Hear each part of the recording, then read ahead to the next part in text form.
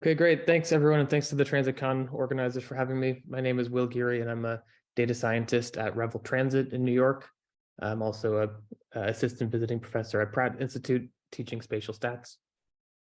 And my talk today is about mobility data science at my company, Revel Transit. And if there's time, I want to talk about some 101s of spatial data and also some topics in spatial stats. So first, about Revel. Revel's an electric mobility company based in New York City. We offer electric moped sharing, electric rideshare, and electric vehicle charging stations. Here you can see the growth of our electric moped service, and then also the growth of our electric rideshare service. So we're competing directly with Uber and Lyft with this service. The main differences are that our vehicles are all electric and our drivers are all full-time employees with benefits. And then we're also building out electric vehicle charging stations that we use to charge our fleet. They're also open to the public 24/7. So anyone with an electric vehicle can charge at one of our super hubs. We have two open currently and some plans to build more over the coming year, including one that will be the largest public fast charging station outside of China that will have 60 super fast charging stalls in Maspeth, Queens. So I'm going to talk a little bit about our data science team and some of the work that we do. So here's a quick image of the data science team. We're a mix of data analysts, data scientists, and data engineers. And we think about sort of two categories of data science problems: operational and strategic. Operational means solving and often responding to problems on the ground. Typically, we're thinking about daily, weekly, and monthly timescales when we do operational data science. Strategic data science refers to guiding high-level strategic decision-making. Typically, we're thinking 1 to 5 years into the future there. So some example operational questions that we face are how to ensure that our moped riders are driving safely and following road rules, how to minimize parking tickets and things like vandalism. On the rideshare side, where to best position and rebalance rideshare drivers to respond to demand, how to schedule driver shifts, how to set pricing. Some examples of strategic questions are which markets should we expand to? Within those markets, what areas should we cover? How many vehicles should we purchase for our rideshare system? How many drivers should we hire? Where should we build charging stations? The list goes on and on. So I'll give a few examples of both types. So operational data science, we care a lot about rider safety. And when we first launched, we were experiencing riders taking our mopeds into places where they're not allowed to drive. So this is an example of moped GPS traces in Inwood Hill Park, where you're not allowed to drive a moped, more in downtown Brooklyn. So we based off of data from the city, we established over 1,500 no-ride zones. So here we're mapping areas where riders are not allowed to enter, things like parks and playgrounds and cemeteries, or bridges where the mopeds are not allowed to cross.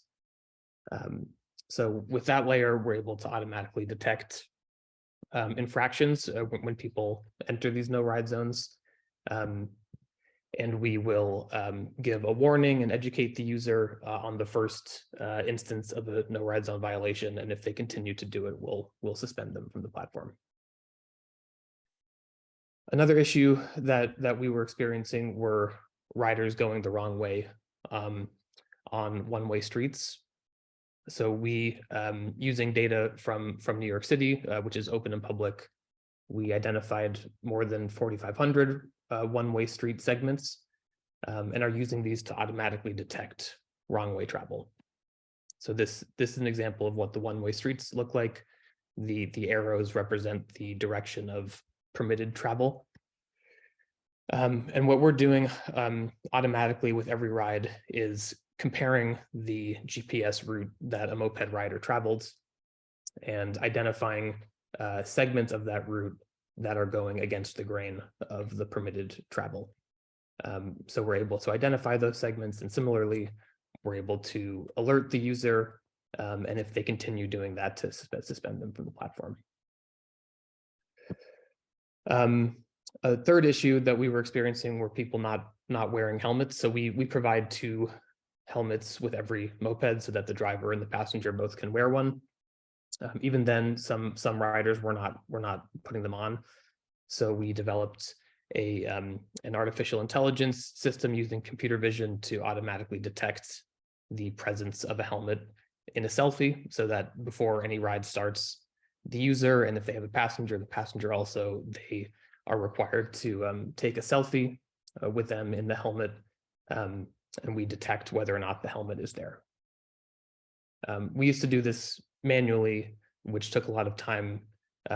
We were able to reduce the workload by about 93% by incorporating computer vision into this. And here's just a fun image of us seeing if we could fool the helmet selfie detector. Another operational issue that's a huge pain for us is parking tickets. So our vehicles live in the streets 24/7. And with things like alternate side parking, if a vehicle is sitting for too long, even if the user parked it legally, it might become illegally parked the next day or the following day. Here you can see weekly parking ticket volume and costs. We were paying over $100,000 per week in parking ticket costs, which was a huge pain for us.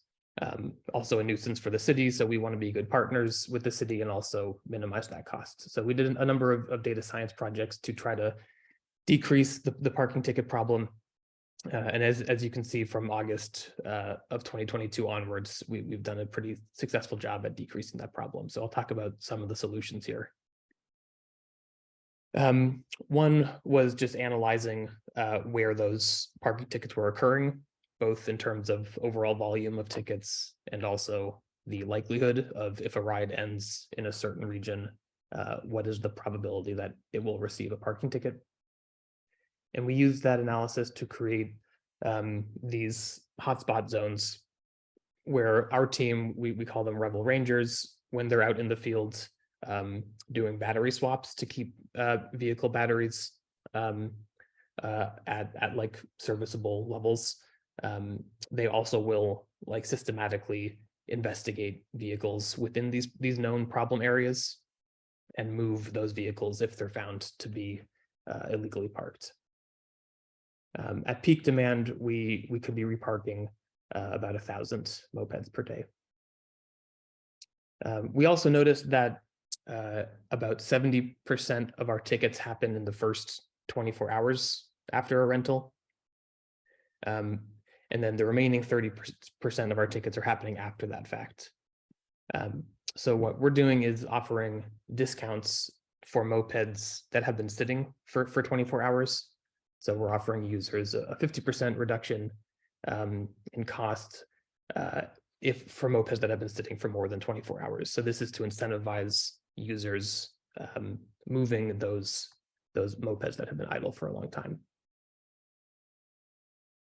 And then finally, we built a tool for our team to use that is a live map showing vehicles that are illegally parked.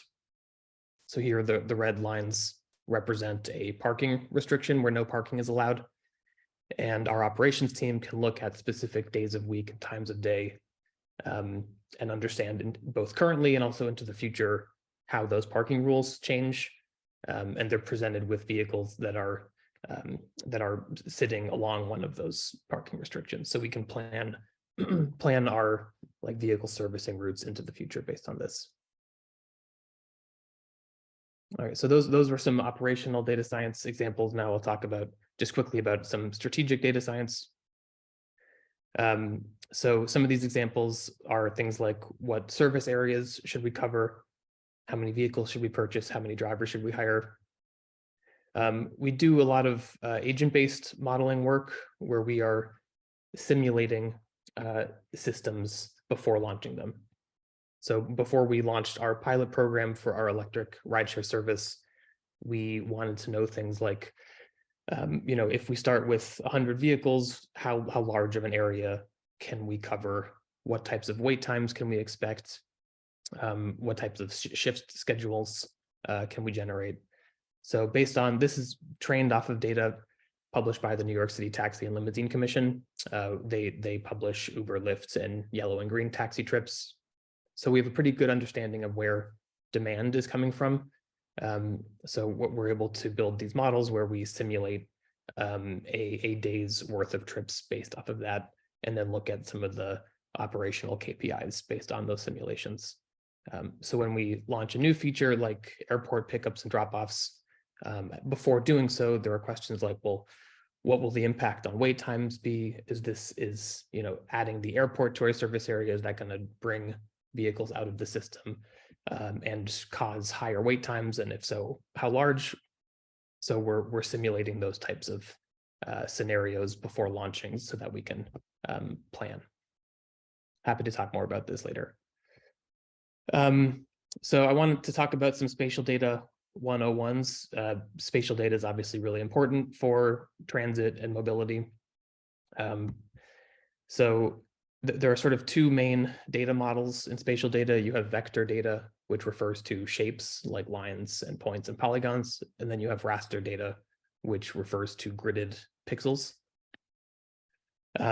Here's some examples of vector data. Raster data is things like satellite imagery. There's a whole bunch of file formats that spatial data comes in. We do most of our work using Python, primarily the GeoPandas library for vector data.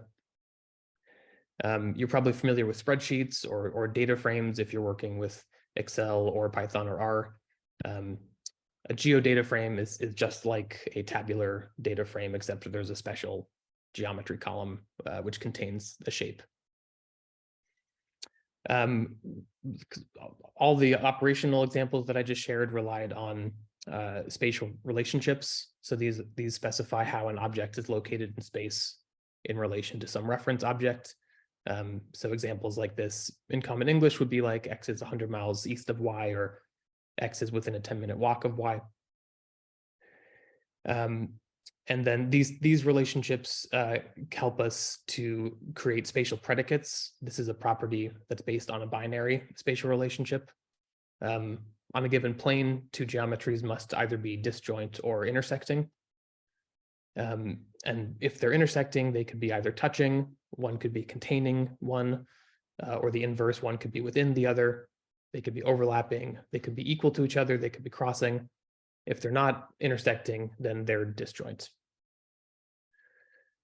Finally, some geometric manipulations that are useful for constructing new shapes or transforming existing ones.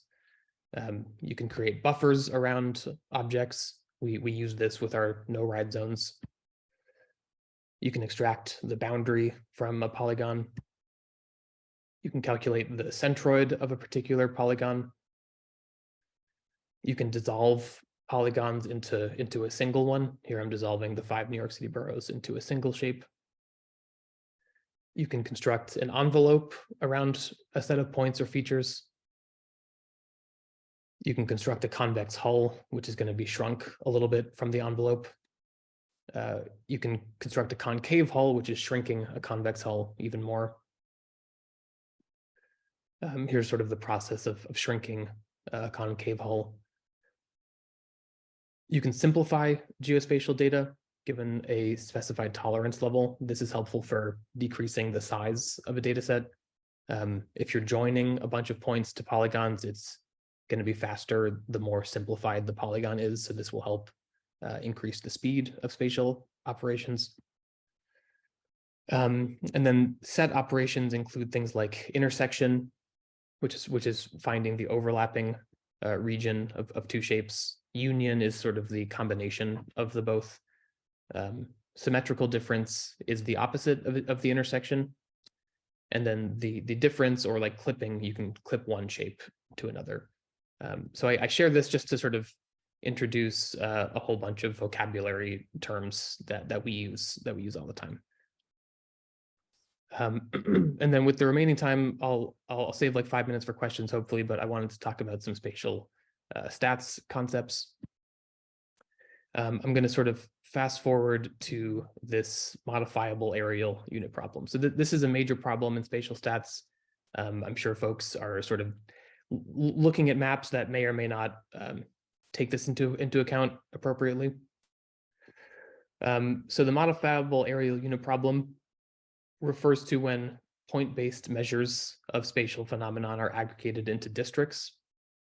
And the problem is that summary values are influenced both by the shape and the scale of whatever unit is used to aggregate the data. So for an example of this, consider a bunch of points that are distributed uniformly across space. And here are two ways that we might aggregate this data. On the left, we have a uniform grid. So we have 25 squares, each of equal size and shape. And then on the right, we have irregular polygons, all of varying size and shape. So that you could think of irregular polygons as sort of a metaphor for census tracts or some kind of administrative district where the shapes are of different size and different shape. The problem is that if we were to count the number of points within each polygon, with the grid on the left, we see very clearly that the underlying data is uniformly distributed. Each box has 16 points.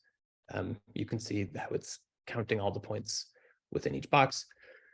But on the right, because some polygons are larger than others, some polygons contain more points than others. And if we weren't aware of this problem, and the pitfalls of counting point-based data across polygons of different size, we might be misled into thinking that there's some pattern here. The diagram on the right makes it appear that there's some kind of population distribution that in fact is non-uniform when actually it's completely uniform. So this impacts when you count data by district. If you're looking at a map of population per census tract, it's going to be impacted by this. And this can fool us into thinking that a pattern exists when in fact there is no underlying pattern. What we're seeing is just an artifact of the aggregation scheme. This also is not just a visual problem, it's also statistical. It can impact models like regression models or correlation analyses that we do on spatial data.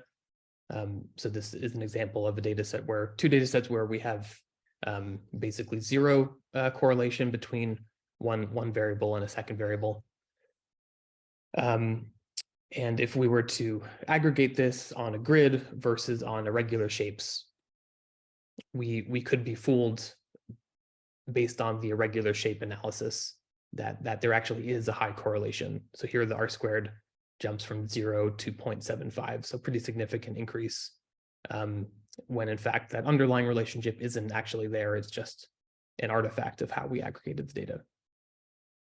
So my sort of warning is to just never map raw counts aggregated across polygons of irregular size and shape. And there are a number of sort of ways to ameliorate this problem. The quick one is to, if you are stuck with polygons of irregular size and shape, as we often are with mobility data or population data working with census tracts, one sort of quasi solution is to normalize the counts by area. So mapping people per square mile of a census tract rather than just a count. That will like almost nearly solve the data. Here you can see how that difference in the pattern goes away when we represent the counts as rates normalized by area rather than counts. And there are a few other ways that people will use to ameliorate this problem in addition to normalizing. One is called dasymetric mapping, where you actually try to redistribute aggregated spatial data. So if you have people per census tract, you could think about plotting individual points representing those people based on some assumptions about where they might live, maybe things like land use. So that's called dasymetric mapping. And just an example of how this really matters. So if I was to use New York City like Uber and Lyft pickups, average daily pickups. The map on the left is simply the count of average daily pickups per zone. And you can see that some of the larger zones in Brooklyn and Queens stand out just as much as some of the smaller zones in New York City. But that's happening because those zones are a lot bigger than the zones in New York City. So they're getting sort of they're getting their visual results biased upwards simply because they're larger. On the right, when you normalize by square mile, so we're looking at the density of pickups rather than the count of pickups, we see that Manhattan and Midtown in particular is shown to be a lot higher density than those same regions in Brooklyn and Queens. And I'll share some additional resources, and looks like I'll have a few minutes for questions. So if you're interested in geographic data science with Python, there's a free resource called geographicdata.science/book. This is a fantastic resource which will introduce this concept and other ones. We used the library PySal, Python Spatial Analysis Library, for doing spatial analysis. This is a great library with a lot of different functions. And then finally, one of my favorite YouTube accounts is the Geodata Center, or Geoda Center, at University of Chicago. In particular, there's a series of lectures by Luke Anselin on spatial data science that are just awesome. And that's all. Looks like I have about 8 minutes for questions, so happy to take those.